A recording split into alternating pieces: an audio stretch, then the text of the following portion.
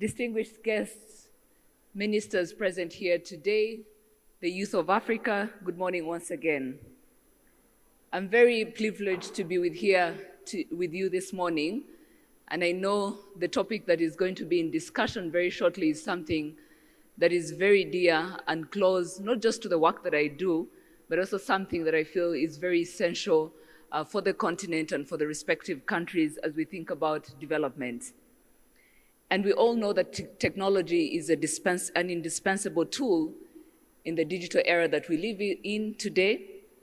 And as young people, I think this resonates very well with you, especially because I can imagine none of you in this room can spend a day without checking on any of their smart devices. The digital era has sparked remarkable and exceptional progress in our development. And I know while we have a very good lineup of speakers that are going to be engaging with you this morning, talking about the opportunities that the digital era presents to us, but also more or less speaking to us about what it's going to take to leapfrog in this digital era. I'm very convinced that as they speak today, we're going to be speaking to the converted, because statistics show us that the youth, and very much so the youth in Africa, are the ones that are at the forefront of using and benefiting from digital tools and technology. But most importantly, a lot of efforts have been put in how do we bridge access? How do we ensure that every African across the board is connected, is living in areas of coverage? But we know that that is not enough, and that's why today's topic is very important, which is really around digital skills. We'll hear about many programs, about many initiatives that are in place that give us the opportunity to skill our people, the opportunities to skill ourselves, the opportunities to make sure that we can thrive in this digital economy. But what I want to speak to you today, which is why I'll keep my remarks very brief this morning, is with all these platforms that we have, with all the opportunities that we'll hear more about, that are there and present for us to skill and to become digitally literate, how can we as the youth of Africa leverage the platforms, the internet, to self-teach? Because that is possible. We all don't have to go to school to get the necessary basic digital literacy skills that we require. We may not be enrolled in all the programs that we'll hear about later today, but I think we have a very enormous opportunity that we have the internet, we have the basic devices that we can use to skill ourselves. What is also important is, and starting from yesterday and the day before yesterday when YouthConnekt was launched, or when we had our very opening session, we heard of different statistics around the need for digital skills in every job. Not only have we heard, we've read, but we're also living in those times where every job that you can think about is being disrupted by technology, which means that digital skills are going to be a life skill in every profession, a life skill to survive, a life skill to thrive in the digital economy. And as we think about the potential of Africa leading the way, but also the youth of Africa leading the transformation that the continent wants to get to, I hope that as we live here, everyone in your different domains, in your different professions, in everything that you're passionate about, you go away with one resolve to ensure that whether it's the people you employ, whether it's the people you work with, how do we ensure that they have the minimum basic digital literacy skills that are required for them to benefit and leverage the platforms, the tools, the services that are consistently being digitized across the different countries. And once we can get that, and I like to say that even if you have all the money, you can build the infrastructure, you can digitize all the services, you can build all the e-commerce platforms and make sure all SMEs go digital. But skills is something that you don't build overnight. And that's why it requires that consistent and deliberate effort to make sure that we are skilling ourselves and we're ensuring that we have the minimum skills that are required for us to benefit in this era. So that's what I want to leave with you today. And without taking much of the time, I look forward to sharing more with you and hearing and learning more of the different initiatives that we can all benefit from as we put digital skills at the forefront, but also at the center of all the initiatives that we are undertaking in our respective portfolios. I thank you very much.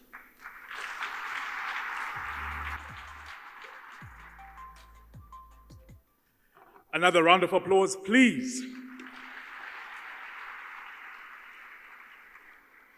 The Honourable Minister has set the pace. I think we are inspired. We've got a sense of the direction that we need to go. But I think before we open the panel, let's add another sprinkle of more inspiration.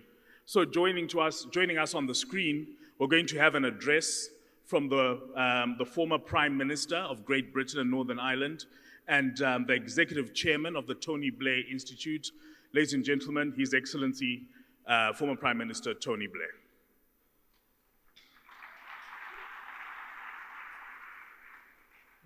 Distinguished ladies and gentlemen, and of course our youth.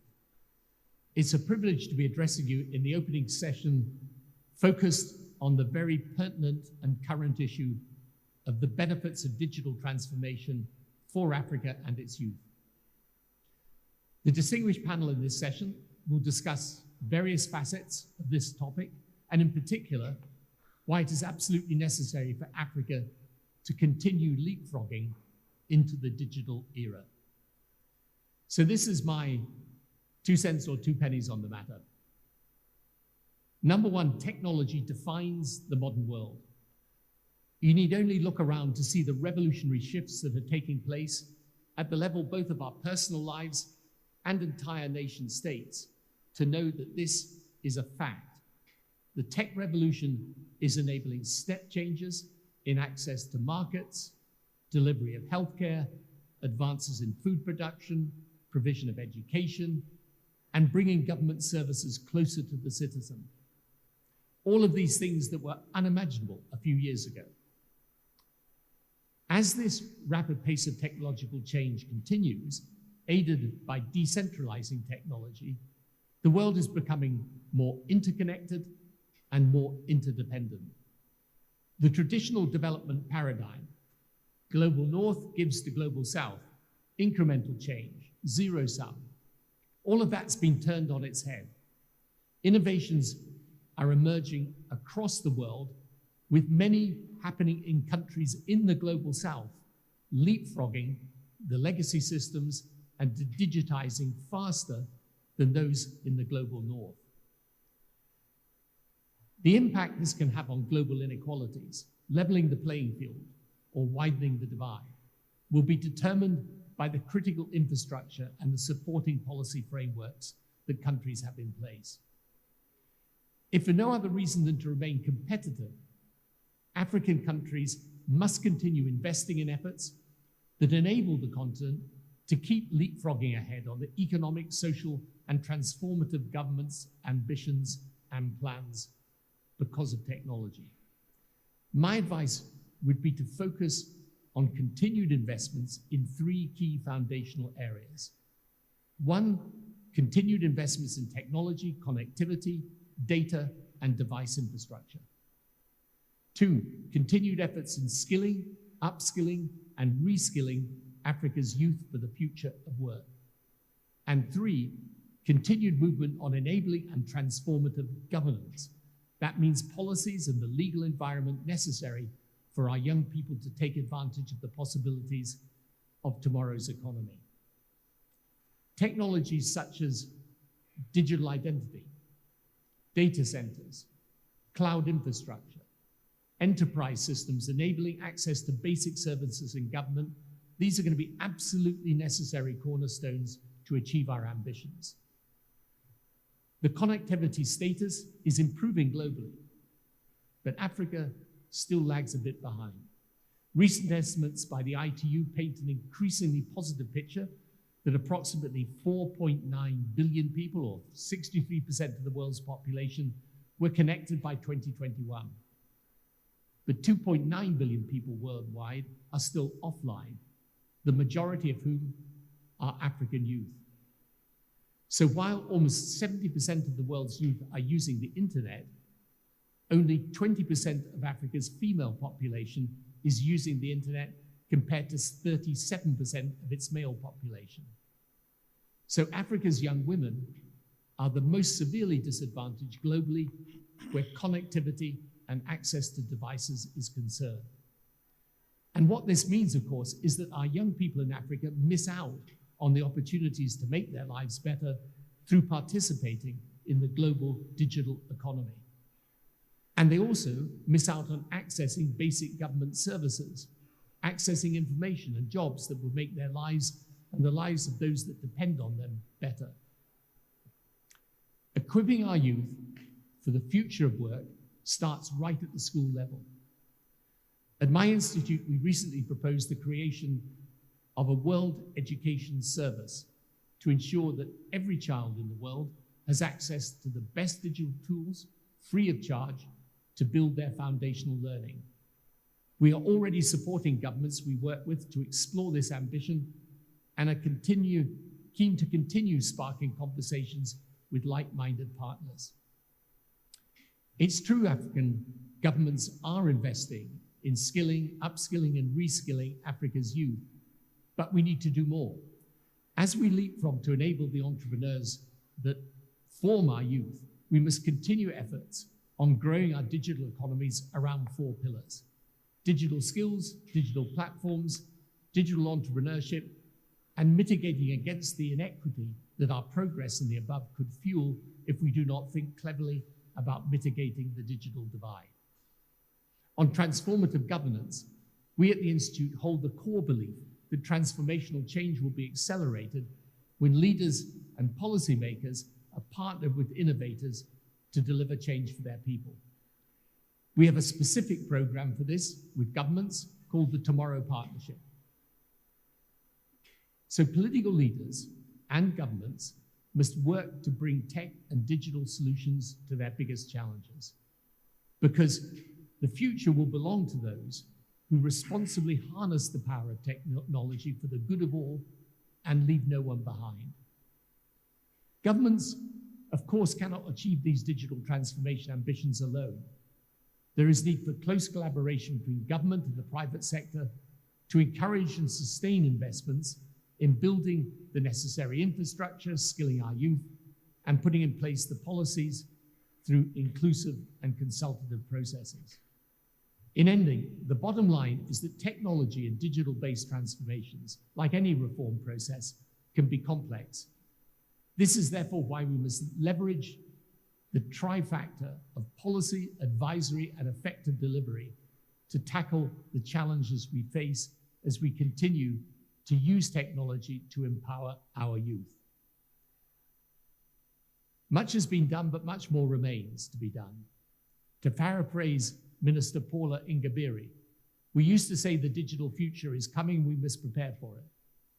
Now we must accept that the digital future is here and we have to deal with it now. With this, I wish you a fruitful panel discussion, and I'll be following the outcomes of the YouthConnekt Summit 2022 most keenly for the lessons we will learn as we share our experiences and hear from our youth on what we should be doing. Thank you.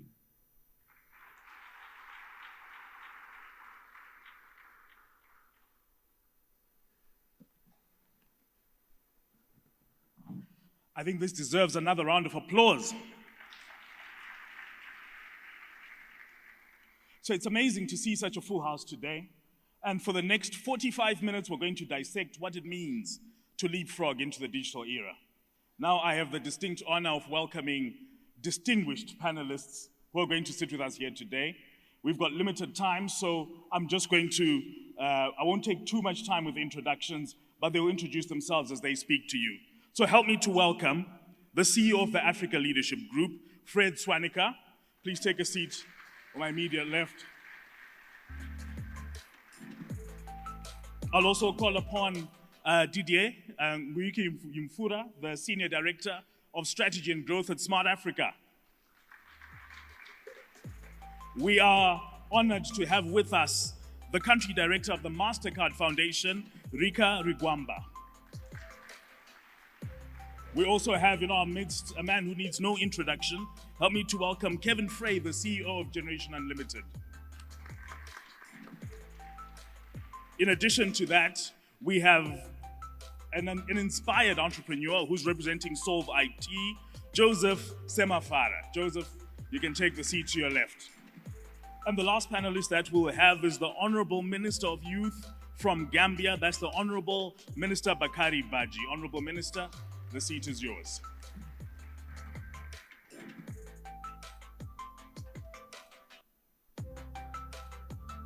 All right, I've kicked open the timer. We've got 45 minutes just to make sure that we cover as much as we can. But the purpose of this panel really is we've got a full house here today, and what the people in this room want to understand is, what does this leapfrogging into the digital era mean for them? So let's see if we can unpack that within the 45 minutes that we have.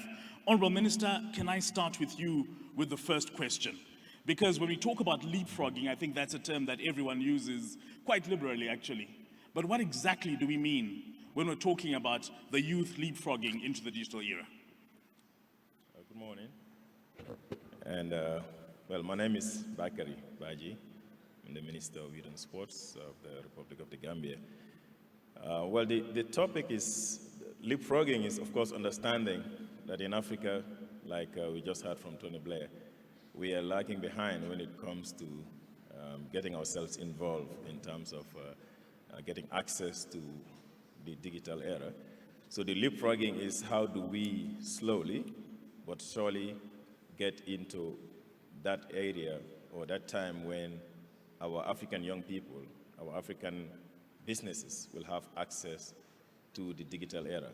And that would mean creating the infrastructure that is needed to have access to internet across the countries where we come from. But that also starts from ensuring that we change our education system to be able to prepare our young people, our children, from primary school to secondary school to tertiary education, to prepare them for that time when they will be able to have, be able to use the mobile phones and all those things. But also developing our fiber optics across our countries by ensuring the infrastructure is in place, the electricity that is needed, and all the other infrastructure that is needed. And finally, how do we ensure that there is closer collaboration between the government and the private sector so that we can be able to have our young people access the internet and all the facilities that are needed to be able to do trade, to be able to learn, to be able to develop their skills and all the other areas where our young people need to develop. So in summary, this is what I think is needed to be able to leapfrog into the digital era, focusing on supporting our young people to have that access. Thank you very much for that, Honorable Minister. You've talked about skills, you've talked about infrastructure, but you've also talked about access. Now, Didier, I'm coming to you with the work that you do at Smart Africa, because surely we cannot leapfrog into the digital era if the young people are not connected, and under 40% of Africa has access to broadband. So how can we truly tap into this digital transformation? How can we ensure that we connect Africa's youth? Thank you. Good morning. It's a pleasure to be part of this important discussion. My name is Didier Ngwikinfro. I'm heading Strategy and Growth at Smart Africa, literally growing the impact of what Smart Africa is doing. For those who never heard about Smart Africa, it's a Pan-African organization chaired by President Kagame at the board, and which represent over 1 billion market today and 35 countries. So this question that has just been posed by our moderator today is very important, because we cannot talk about opportunities and future opportunities for the youth especially without talking about digitalization. Today, Africa represents over 1.2 billion people, and connectivity literally connects us to the rest of the world and the opportunities which are available in the world. Now, do you know that by 2050, the population is going to double. The total population will reach almost 2.5 billion people, and about half of the population in the world will be from Africa. On top of it, just in a few years, young Africans are expected to make 42% of the total youth in the world, and 75% in Africa will be youth. So we cannot talk about the future of youth without talking about connectivity. We've gone a long way with regard to connectivity. Just about 15 years ago, the continent was totally unconnected. The first initiative was really to bring connectivity around the African continent, but it goes beyond the submarine cable, the connectivity around the continent. It's really meaning broadband connectivity, not just connectivity, because you can have a very basic connectivity and that doesn't give you the experience or the ability to really transact online. So here, just to be sure, we're not talking about just internet, we're talking about broadband connectivity. But that's not enough. Connectivity is important, broadband connectivity is important. Affordability is an important component. If the cost of internet is expensive and you cannot afford to use it every day, it's still hampering you or us to really leverage what connectivity can give us. So at Smart Africa, we've been working on various initiatives to make affordability, to make connectivity affordable. Recently, we started an initiative to do a bulk purchase of connectivity so that we can reduce the cost of internet by 90%, 90. Some countries started it, and I hope that people in the room here in the next few years will be able to access the internet in a very affordable way, but also secure. Because as you know, the internet has a lot of opportunities, but also, sadly, there's also challenges as far as online security is concerned. Secondly, another initiative that we do, we're working to interconnect countries because I'll give you an analogy like the airline industry today. If you leave Rwanda and you go to Cote d'Ivoire, most likely you go to France, or you'll go to the UK or to Amsterdam before coming back to Cote d'Ivoire. Why? Because we don't have enough interconnectivity as far as the airline industry is concerned. So what we're doing, we're working with countries to create more interconnectivity between countries, because we realize that countries are not sufficiently interconnected. So when you write a message, when you call, most likely your call will first go to Amsterdam or to the UK, a phone call. You'll not know it because it takes only a few milliseconds, a few seconds before it connects. But that's really a missed opportunity because those are billions of dollars which are going out of the continent. So we want to create more connectivity in Africa, and there's another initiative that is called Smart Africa Continental Backbone that we are currently leading. I'll probably stop here. There are a lot of more initiatives that we can talk about that touch various aspects of connectivity. But I'd like just to also take the opportunity to invite all of us here, especially the youth, because I'm sure in this room we have over the majority of the youth. Let's not only be on the usage side, because today with platform we use a lot of tools. I'm sure in the morning, the first thing most of you open WhatsApp to check if there's a message or check your Instagram or your Facebook. But let's also be on creating because we have so much talent, we have so much to offer. And connectivity is important, but let's also be the one creating products that can also be used by the rest of the world, not only in Africa. Thank you very much for that, Didier. And I think an applause, absolutely, absolutely. Because you've given us a lot to pick up on, and I think one of the biggest things was if we're able to indeed reduce the cost of broadband by 90%, that'll be incredible for all the entrepreneurs that we're seeing here and across the entire continent. So let's latch on to that and say, let's say now that we would have delivered the connectivity, and then we've got these platforms that you've talked about. Surely we need the youth to have the right skills to be able to utilize this. Rika, I'm coming to you and the work that you do at the MasterCard Foundation. How important are you seeing skills development as a cog for this leapfrogging into the digital era? Thank you. Thank you for that question. Absolutely, skills is very important, and I think the speakers earlier this morning mentioned that as one of the priorities.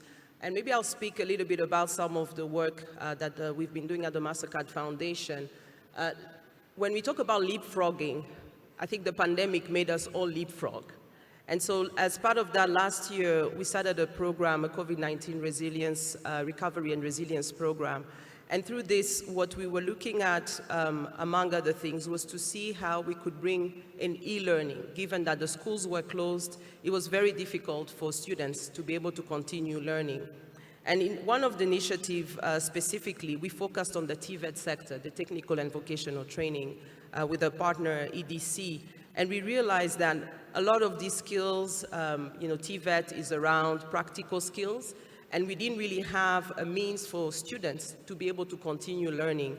And through this, what was done was really to develop e-programs, e-courses that would allow students at home to be able to continue learning. And two learnings that I thought I would share. One is the importance of working with the teachers, because sometimes people think about now it's all digital, that means student can do it on its own. But what it also means is that the way we teach and also training the teachers themselves to be able to be adaptable, but also to be able to develop a lot of these offline courses into online. And we saw the importance of that, and what this has enabled is that you're actually able to spread. You can now reach without being in one class, and you also are getting a bit of consistency. The second thing I'd like to talk about is the gender aspect of it, as an example. I think the importance of inclusion and think about women. I think it's former Prime Minister who talked about inclusion, and 20%, I think, if I heard it right, of female being really left behind. And this is really beyond the devices and the connectivity that we've been talking about, is that we see a lot of young women not being able to access a lot of this information. Through the program, having female teachers develop a lot of the audio lessons require them to also have some practical skills. And so if you're looking at, let's say, an electrician as a woman, and you're supposed to, go and change something and go on a ladder, it was very difficult to convince them to actually do that because of social norms. Like, this is weird to actually be filmed doing this. But what it also means is that if you're not able to see another woman doing it, then as young women, they don't actually have role models. And so I think for me what this is important is that even as we develop this, I think it's very important to think about inclusion and also of the optics. If we only do business as usual, we find a lot of men in this digital space, a little bit like this panel. And so I think it really will require a lot of intentionality about, as we leapfrog, how are we being very intentional? We're bringing young women at the table. And for young women as well, this is going actually can be an equalizer, but that requires for all of us to be intentional. We can all look at the same thing, and for those who are developing applications or other things, that the optics matter. The woman needs to see a fellow woman to be able to understand that this is also a product that speaks to her. So I think, absolutely, let's leapfrog, but do it in a way with equity, with inclusion from the design, and I think our young people will be ready for this digital world. Thank you. Rika, thank you very much for that. I think one thing that you've spoken about, I think that we'll latch on to, which is critically important, is the inclusion of women, or at least closing that gender gap. I read a recent statistic that Africa is losing up to $1 trillion a year simply by excluding women. And I think this is something that we certainly need to address. Fred, I'm coming to you. I know you do a lot of work with the MasterCard Foundation as well, but I've got the same question for you. Should we be skilling? Why should we be skilling? And why is it important to skill? Well, the why it's important to skill, for me, it's really about capturing one of the biggest global opportunities at this moment for Africa. There are 50 to 80 million jobs worldwide that are looking for people with technology skills. And China is getting old, India is getting old, Europe and America have been old for a while. Africa is the only young continent. So the only place that can supply this global shortage is really Africa. The average age of a German is 48, the average age of an African is 19. So this opportunity is really ours to lose.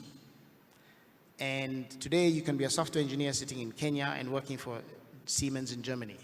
We can export our talent without the brain drain, right? And our talent is our greatest resource. It's not our gold, our diamonds, our minerals, it's our talent. So we have to be deliberate about investing in our our youth and developing these digital skills to capture this opportunity. India generates $230 billion a year on foreign exchange by exporting its digital skills. 90% of that revenue comes from outside of India, right? So we have to become the next India, and we can create jobs for millions of youth in Africa, which is our single biggest problem that we have as a continent, but it's also our greatest opportunity. So that's why we have to do this. Opportunity. Let's create wealth. Let's stop depending on the rest of the continent, of the world for aid. This is our chance to really become a wealthy continent that can take care of ourselves. We can pave our own roads, educate our own children. We don't need to depend on the rest of the world for aid if we can do this. Now, how are we going to do this? This is where we need to reinvent and reimagine how we upskill. Because leapfrogging is about mindset more than anything else. It's not about, without the right mindset, we're not going anywhere. And it's really a mindset of saying that it's not about copying best practice from the rest of the world, but reimagining and reinventing new practice. Right. So if you're on a racetrack and you're in a car that is behind another one, if you go at the same speed as that car, you'll never catch up. They'll always be ahead of you. So if they're using a car, you need a rocket. If they're using a boat, you need a speedboat. You need to go much faster and use new tools. And for me, the great opportunity comes from young people teaching themselves and teaching each other. Because as human beings, we've always been natural-born learners. Just think about it. There's no curriculum that teaches you how to walk. You learn it by yourself at 6 months. There's no curriculum that teaches you language. You teach yourself. But then when you go to school, grade 1, we start making you helpless. And we start spoon-feeding you. And then it gets worse and worse. And by the time you get to university, you are now completely helpless. So we need to take you back to your 6-month-old self, where you were teaching yourself, and then get together with your peers and teach each other. And that's the model. And we're leveraging that model. We've gone from a year ago, we were training 50 engineers. Today, we're training 100,000 software engineers without any teachers.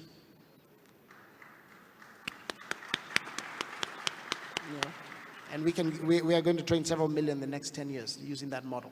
So that's the opportunity. Information used to be scarce. Today, information is ubiquitous. So every young person can teach themselves, they can teach each other. And with this, we can really transform Africa. No, that's truly inspirational. 100,000 software engineers being trained at the moment. Another round of applause for that. Thank you for that, Fred. Kevin, I saw you nodding your head furiously when Fred was talking about training the 100,000 software engineers. And let's talk about the how in terms of this skills development. You're doing incredible work, even across the continent. How do you think we can train the right skills to be able to leapfrog into the digital era? Yeah, and I think exactly what Fred was saying when I saw that order of magnitude scale, that 100,000 going to millions to be trained, goes to the heart of the digital leapfrog that we're here to talk about. I think at the end of that digital connection that you were speaking about is a world of opportunity.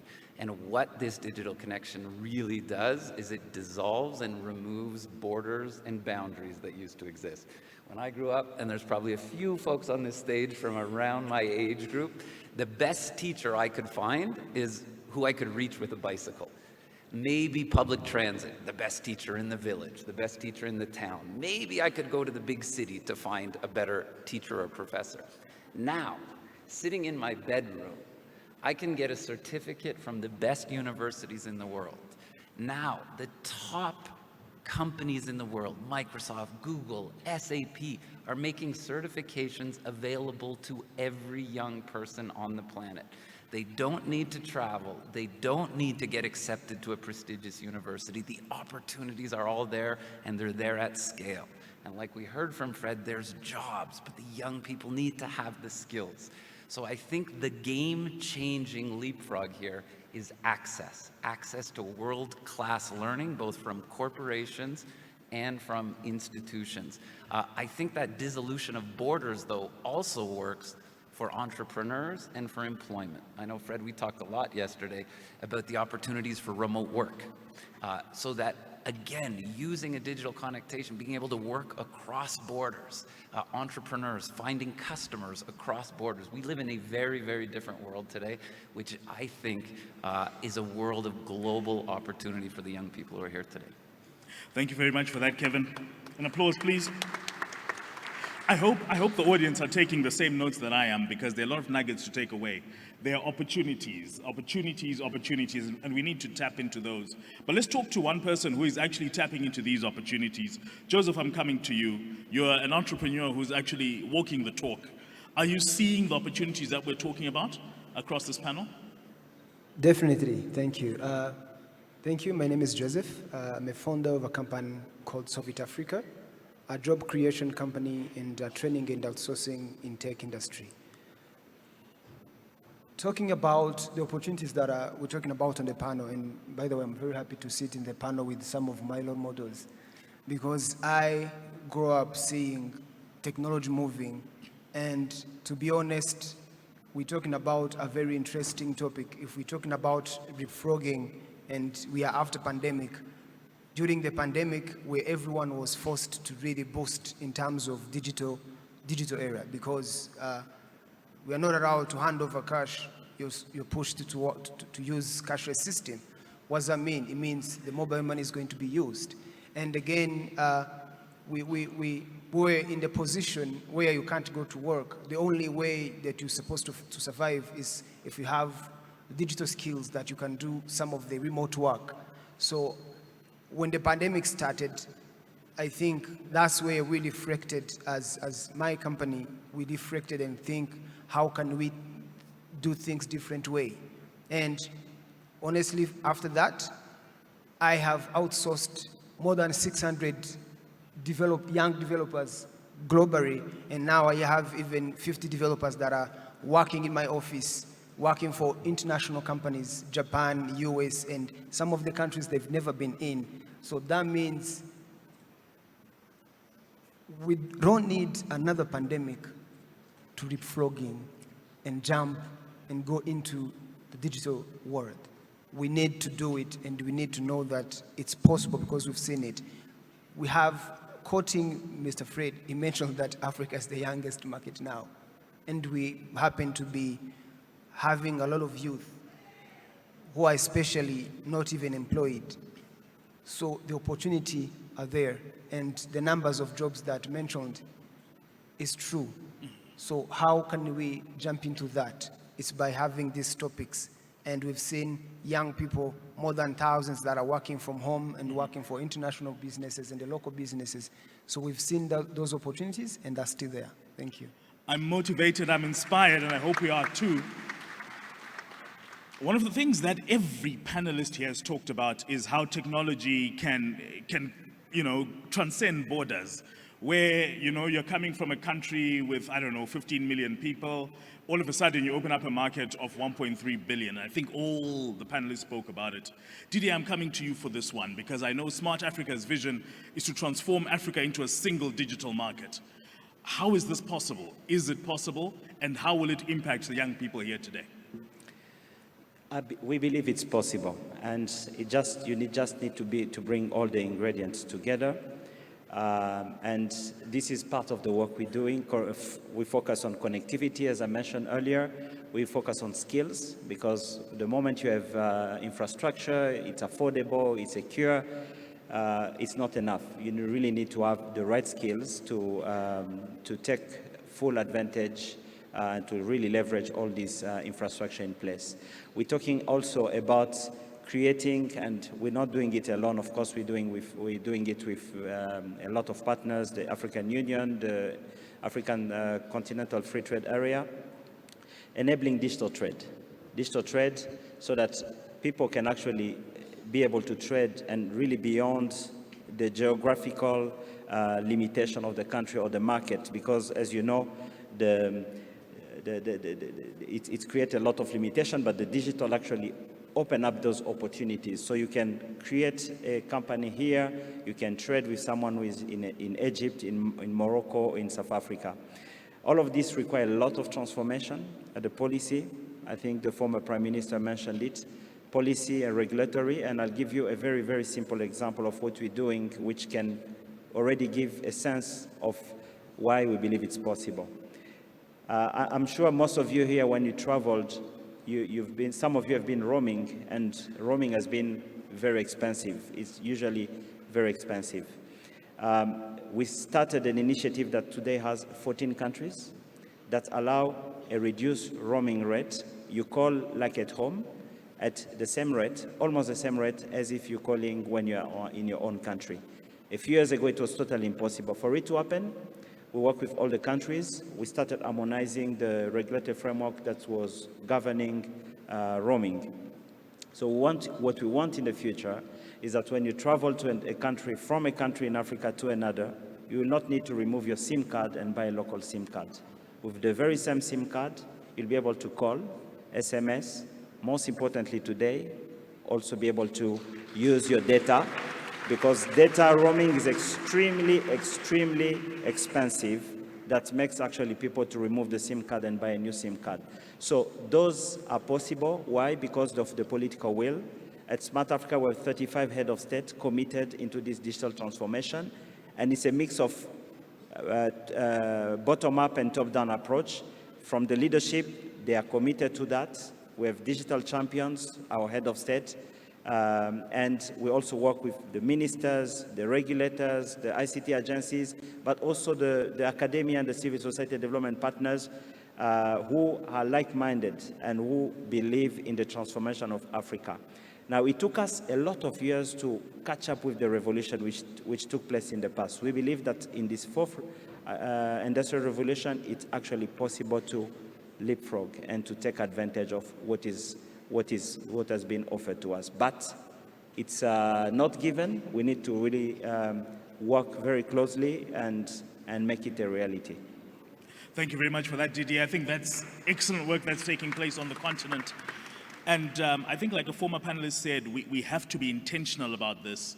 And speaking about being intentional, Honorable Baji, I'm coming to you because Didier mentioned that policy is a critical part of ensuring that we can allow people to leapfrog in the digital era. Maybe giving an example of the work that you're doing in the Gambia, what's government's role in ensuring that we create a conducive environment for us to be able to leapfrog? Oh, thank you. Yeah, I think the bigger responsibility here is definitely that of government, because first, the policies themselves emanates from government, and like Fred mentioned, the policy environment must be there, and that policy is what will direct every other thing that comes in place.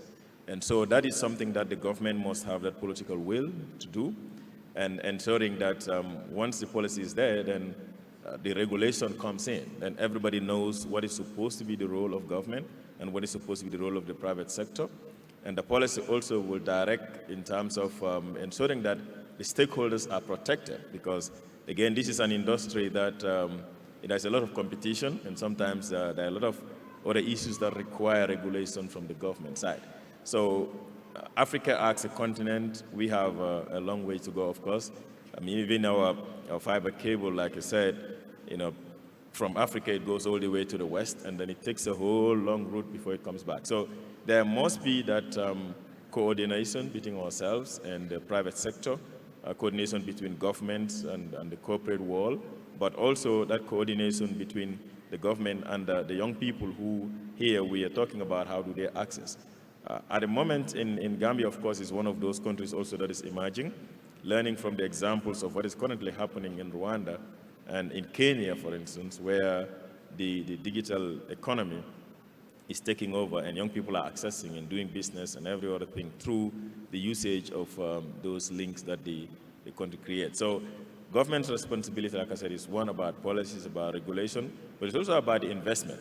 Because yes, we might not have the resources, but there could be possibilities for governments to collaborate or governments to partner with the corporate institutions that are ready to invest in that area and ensure that we are not remaining behind, that we are moving forward and ensuring more access to our young people and general population.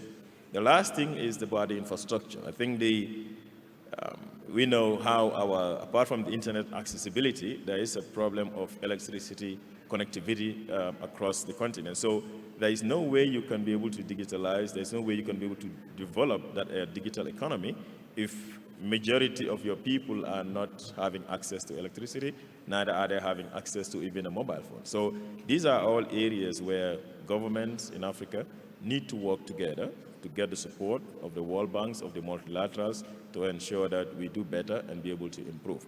Progress has happened, definitely, and over the past years, since the digital era started, some 40 years ago, a lot of things have progressed, but there's more work that we need to do, and I guess that the leaders of Africa are committed to it with the support that we have currently. Honorable Minister, thank you very much for that. I've heard we need the infrastructure, and hopefully we'll have the time to be able to tap into that, because that's an important part. But I also heard collaboration and cooperation. Now, not many people do collaboration and cooperation better than the MasterCard Foundation. So, Rika, I'm coming to you on this because I think you've partnered even with a couple of us around the table, around the panel here. How do you see the power of partnerships being key for this leapfrogging for Africa's digital transformation? No, I think it's absolutely key. When you look at just how big the challenge we're trying to resolve, we can only do that through partnership.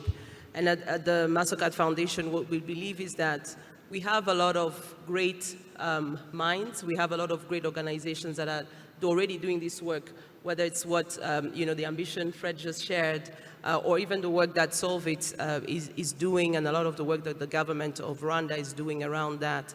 And what our experience has been is that really what's needed is how do we work together, how do we coordinate, and how do we make sure that as an organization, as development partners, we're able to support through a curating role. And I think it's really going to take a lot of that collaboration to happen. But also critical is where is the young people, making sure that as we develop programs, as we work together, we make sure that we keep the young people at the center of it, because we found from our experience that young people have a perspective. And I like to use this quote quite a bit of young people basically saying, you're doing all these things for us, but can you also bring us on the table? And one of the ways of doing it is that if there are initiatives already by young people, whether it's it's great to have Solvit, because I know some of the work that they're doing here in Rwanda. These are young people who have come together, are bringing a lot of the skills that they've acquired, and are already doing a lot of great jobs. And really calling it the young people and making sure that we keep putting them at the center. One of the things we launched, for example, at this YouthConnekt, and encourage young people here and older people like us, is a platform. We're calling it a Kura platform. This is an initiative with Igihe. Igihe is one of the big media houses here in Rwanda. And Kura, which means grow, is basically responding to some of the things we've heard of young people basically saying, where are all these opportunities? And with this platform, we're able to share a lot of opportunities that are happening, a lot of the work that different people are doing, the opportunities for some of this gig work, and really encouraging people to go on the platform, to share some of the experiences, to also see some of the opportunities. So really encouraging everybody to go out there, make sure we are including the young people in these initiatives and sharing all these great things that are already happening so that they can actually take advantage of these opportunities. Congratulations on the launch of Kura. I think that sounds exciting. Please, let's all tap into this. Let's all make sure that we access this. Thank you so much for that, Rika. Kevin, I'm coming to you, and I'm looking for inspiration and motivation in terms of the work that you've done, especially when we're talking about the opportunities to be able to, transcend borders. Give us some of the success stories that you have. I think when it comes to transcending borders again, and going back to the idea of partnership here, where we've had some of our biggest success is bringing private sector together to work with public sector. And we're talking about global private sector players, some of the biggest corporations again in the world, who have extraordinary skilling content that they want to give away, and they want to give it away for free, but they need partners on the ground to do it. So whether that is Microsoft or SAP, PwC, Accenture, we're working with all of these companies right now. We have an initiative called the Passport to Earning. Again, those companies all involved giving away free skilling opportunity at scale. We launched last year. We'll have 10 million completed certificates across 15 countries by 2025. So again, big scale, working across continental boundaries, but working with the private sector who are hungry but need to be encouraged to continue to give away their world-class skilling content to empower youth of the future. That's incredible. 10 million completed certificates by 2025. I think that's a big number. That's a bold statement. Thank you for that, Kevin. I think one of the things that we're learning in this panel is that it is possible. Fred, I'm coming to you with the same question because we're familiar with your work and you work across multiple borders. Where are the successes that we have at the moment in terms of our journey towards leapfrogging? One of the great successes that I'm seeing and where I think there's a lot more we can do is in digitizing government. Because as citizens of Africa, very often our governments are hindrances to our daily life when they should really be removing roadblocks and making our lives easier. And I'll give an example. For example, in Ghana, it used to take 1 to 2 years to get a passport. And you go to the passport office, and there's all sort of corruption happening there and paperwork, and because people liked it that way, right? There were vested interests. Eventually, the government digitized the passport office, and now you can get a passport in 3 weeks, and the government revenue went up by 56 times. Wow. Because of all the corruption that was now taken out of the system. So when you digitize, you create transparency, you reduce costs, you enable scale, and you can track whether services are being delivered to people or not, right? So I think government can digitize everything from getting a national ID to a passport to driver's license to e-health, to e-education, so many things that can be delivered to citizens if we can digitize our governments. Absolutely. I think that's absolutely low-hanging fruit, something that can be tapped into. We're coming to the end of our panel, so our panelists have one intervention left each, and Joseph, I'm starting with you. In 1 minute, inspire the audience. Let them leave with something that they hear from you. Thank you so much. Thank you so much. One of the things that I will start with, however much the government and private sectors are doing whatever it takes to invest in human capacity, in human capital, training these youth, provide these certificates for free, my advice to youth is all of these are put together for us. Everything has been made available for us. MasterCard has mentioned the platform where the opportunities are launched. Don't be the last in class. Go out. Don't depend on academic credibilities. Don't depend on what university is offering only. Yes, it's good, pursue the degrees. But again, remember, everything doesn't belong at the campus of the university. Go out there, meet the opportunity, pursue the opportunity, reach out your goal. Thank you. Thank you very much for that. Honorable Minister, I'm coming to you. 1 minute to inspire the audience. Well, just to say that that as a continent, we should believe in ourselves, that we should understand that the challenges are there, but the resources are available if we maximize what we have. And also to the young people, just to say that we should never despair, that we should always do our best to better ourselves and our communities. And that is possible only if we believe in who we are and believe in what is available within our communities and look around and utilize what is there. But of course, understanding that you're going to start small, but eventually will grow big, just like other countries are and around the continent are doing so well. So we just want to pass this message on to our young people to continue to believe and do their best. Kevin, the floor is yours. I don't know if this will be inspirational or not, but as someone who was an entrepreneur himself and had lots of dark days, a quote that always stuck with me was from a famous basketball player in the National Basketball Association who grew up not very athletic, a guy called Larry Bird, never should have been in the league, ended up being one of the greatest players of all time. Got his first uniform when he got to university. He used to have to play in the jeans from the farm where he came because he was so poor.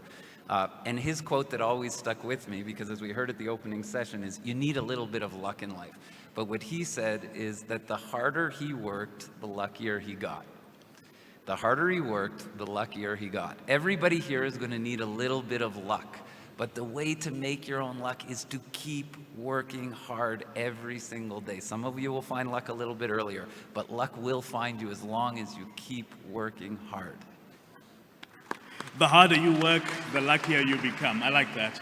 I'll hang on to that. Rika, I'm coming to you. 1 minute of inspiration to our audience. That's a lot of pressure to inspire an audience like this. But I'm actually inspired by this audience. I think for the last few days that I've attended Youth Connect, I've seen the energy. And a lot of words are said about Africa's future is now. And I think when we say Africa's future, and we heard that it's not just future, you are today's leaders. And so all I can say is for Africa's future and great future to be now, it will take all of you. And so we're counting on you, and I'm sure you can do it. Africa's future is now. I think that's a powerful statement. Didier, your minute starts now. Thank you. I'll just piggyback to what Rika said, and just to say that we say the future is now. Sometimes we think opportunities are very far, and we wait for those opportunities to come or have the best framework, the best policy, everything to be in place to seize those opportunities. But if you really open your eyes, you realize that there are a lot of opportunities around you. We will see, and I'm weighing my words here. A lot of important changes happening in our lifetime, and youth, it's your time, it's your opportunity, seize them. And I finish by saying that it's either you're sitting at the table or you're at the menu, right? So I hope people here will not just end up being at the menu, but you can really unleash the opportunity, unleash your creativity, your innovation, and really take active part of the transformation we are talking about here and seizing the opportunities which are offered to you. Thank you. Thank you, Didier. Either you're sitting at the table or you're on the menu. Fred, your minute starts now.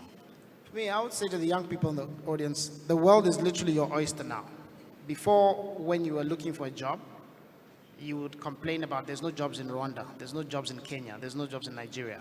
And you're waiting for the local economy to grow, you're waiting for the local government to do things.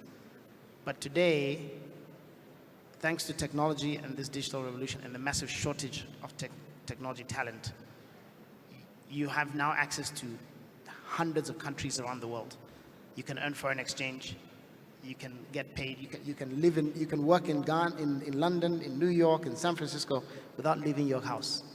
And you don't have to risk your life going through the Sahara Desert and going through, all those oceans to get there. You can just live in your country, earn a lot of money, but now it's up to you to get those skills so you can play on the global stage. I'm absolutely inspired. A round of applause for our panelists. Now, as we close this panel, please allow me to welcome for our closing remarks the Honorable Deputy Minister of Youth Development from Liberia, the Honorable Isaac Joe. Honorable Minister.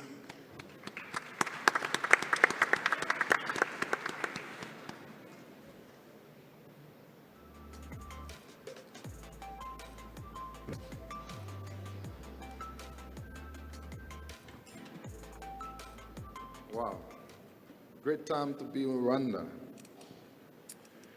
The Honorable Rose Mary Mamazi, host Minister of Youth here in Rwanda, other countries' ministers in charge of youth, especially my own Honorable Peter Bema, who is the Minister in charge of youth from the angle of TVET of Liberia, diplomats, special guests, youth and youth leaders, members of the press, ladies and gentlemen. A lot is often said about and for young people, even from right here at this year's summit. But how much of what is often said is replicated in actions? It is a good thing to have our continent now focused on young people, because the continent has since realized that without young people's involvement in our national development, all of us are doomed not to prosper. With these facts that we all seem to believe, how are these things manifested in things that we as a continent do? In my country, Liberia, for instance, thanks to His Excellency, the President, Dr. George Weah, who has placed tremendous hope and belief in young people, for which many of us, including myself today, occupy top government levels positions. The question is, how many more of this can we say across this continent? If indeed our words must match our actions, our investments as continent, including from our national budgets, must be representative of the young people that we all believe are the cornerstone of this great continent. We must invest in entrepreneurship, in education, in business, and many more. The world today is moved on to the digitalized era, started many decades ago by many other countries. Africa, being far behind this fray, must take steps that leapfrogs this continent into right at the center of this era.